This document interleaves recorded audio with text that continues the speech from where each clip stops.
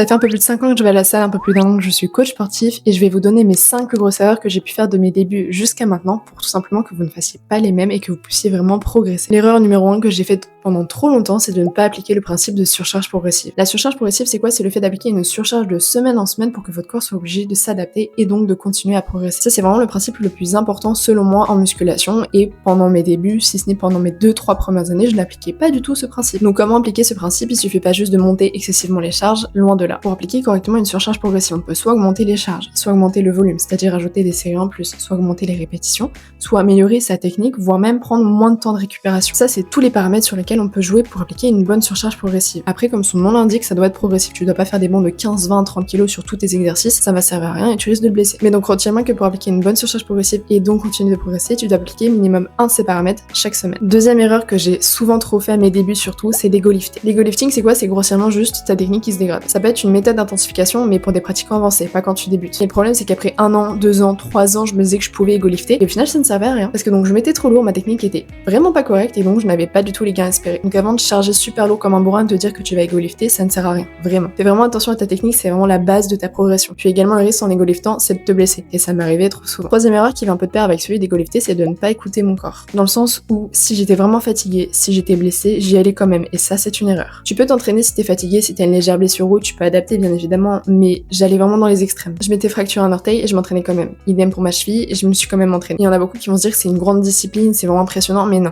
Non, à un moment donné, quand ton corps est vraiment blessé ou même vraiment fatigué, tu dois récupérer. Parce que si tu t'entraînes en étant très fatigué, c'est là où tu te blesses. Si tu te blesses, tu continues de t'entraîner, tu ralentis ta progression. Donc vraiment, écoutez votre corps, c'est vraiment important. Si vous sentez que vous commencez à être vraiment fatigué, reposez-vous. Si vous commencez à sentir une douleur à l'épaule ou au genou, diminuez la charge, puis si ça passe pas, arrêtez-vous là. Parce que ne pas écouter son corps, c'est vraiment une des plus grosses erreurs que vous puissiez faire. Quatrième erreur qui, selon moi, m'a beaucoup freiné et a limité ma progression, c'est de ne pas me filmer. Alors quand je dis que c'était une erreur pour moi, c'est pas parce que je voulais me filmer pour les réseaux, absolument pas. C'est se filmer pour sa technique. Parce que même au bout de 3 ans, je pensais que mes techniques étaient ok, alors qu'en fait, pas du tout. J'allais soit beaucoup trop vite, soit j'ego liftais encore, soit ma technique n'était pas du tout correcte. Comment tu veux savoir si ta technique est ok si tu n'as pas de visuel? Donc je sais que c'est pas évident pour tout le monde de se filmer, mais c'est vraiment un cap à passer. C'est comme quand tu débutes la salle, au début t'es vraiment gêné, puis au bout de quelques semaines, quelques mois, tu commences à être plus à l'aise, et voire même quelques années, alors là n'en parlons même pas. Donc vraiment filmez-vous, vous verrez que vos techniques ne sont pas si correctes que ça, et que vous limitez vraiment votre progression à cause de ça. Et cinquième grosse erreur que j'ai fait pendant encore trop longtemps, c'est d'écouter tout ce qu'on me disait. Si je voyais un conseil sur les réseaux, je voulais l'appliquer. Si quelqu'un me disait quelque chose à la salle, je voulais l'écouter et l'appliquer. Le problème, c'est que beaucoup de personnes pensent avoir leur connaissance et ont ce qui fonctionne pour eux, mais pas ce qui fonctionne pour les autres. Alors c'est vraiment super gentil aux personnes à la salle de venir donner des conseils, mais malheureusement c'est des conseils qui ne sont pas forcément bons pour tout le monde. Et par contre sur les réseaux c'est un peu plus compliqué, on a tellement d'informations, tellement d'influenceurs qui donnent des exercices bons ou mauvais d'ailleurs qu'on s'y perd. C'est pour ça qu'écouter un petit peu certains conseils, certaines personnes, ça peut être productif, mais écouter tout ce qu'on va vous dire, tout ce que vous allez voir, ça c'est contre-productif. Parce que ce qui a fonctionné pour quelqu'un ne fonctionnera pas forcément pour vous. Parce qu'on a tous nos morphologies, on a tous nos capacités, il y en a qui se sont fait opérer, il y en a qui ont eu des blessures et qui ne peuvent pas faire certains exercices, qui vont tenter et qui finalement vont voir que c'est contre-productif pour eux. Donc vous pouvez prendre en compte certains conseils, essayer de comprendre surtout pourquoi ça pourrait fonctionner ou non pour vous